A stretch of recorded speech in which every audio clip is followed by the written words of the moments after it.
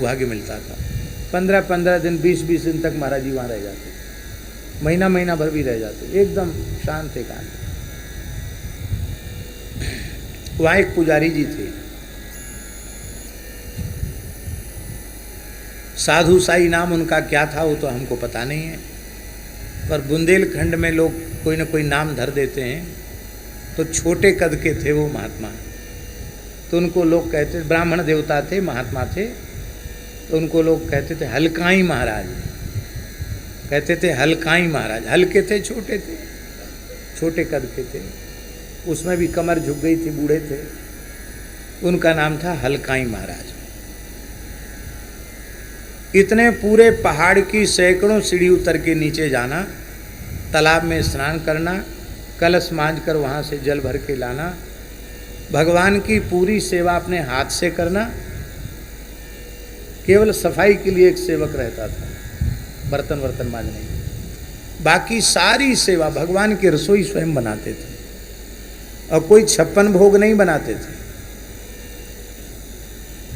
त्योहार पे विशेष भोग लगता, और बाकी रोज तो उर्द की दाल, क्योंकि खेत में उर्द हो जाता, और मोटे मोटे चूल्हे के टिक्कड़, पतली रोटी नहीं, मोटी रोटी, और एक आध सब्जी, थोड़ा सा भात, ये भोग लगता। अरे हमने महाराज जी से पूछा कि महाराज जी मूंग की दाल और रोटी तो अनेक जगह खाते हैं, उर्द की दाल और रोटी भी खाते हैं, लेकिन यहाँ जैसा स्वाद कहीं क्यों नहीं आता है?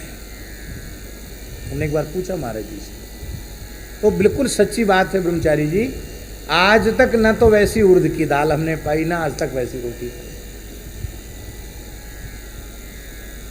आप कहेंगे कि आप रोटी दाल नहीं खाते हो, क्या खाते हैं? वही तो खाते हैं, लेकिन वैसा स्वाद नहीं आया।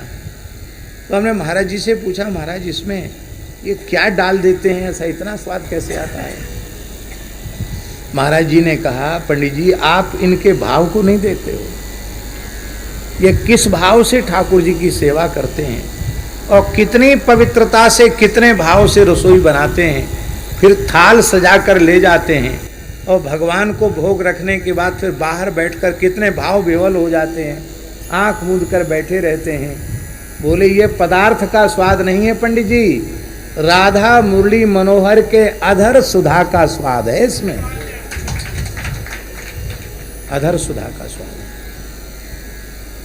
तो भगवान के लिए जब नैवेद्य बना, पाक सिद्ध किया जाएगा और भगवान को भोग लगाया जाएगा, तो उसमें भगवान के अधरामृत का स्वाद आएगा।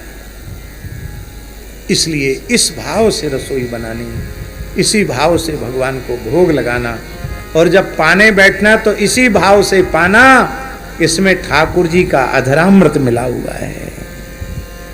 कितनी दुर्लभ वस्तु है ब्रह्मचारी जी, हैं?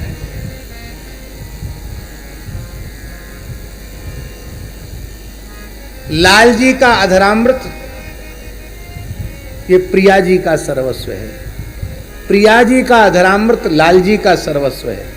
तो हम कितने भाग्यशाली, हमको कुछ नहीं करना पड़ा, प्रसाद के रूप में प्रिया प्रीतम दोनों का अधरामृत मिल गया, दोनों ने अपने मुख से पाया है ना उसको, तो उनके अधर का स्पर्श हुआ उससे कि नहीं हुआ?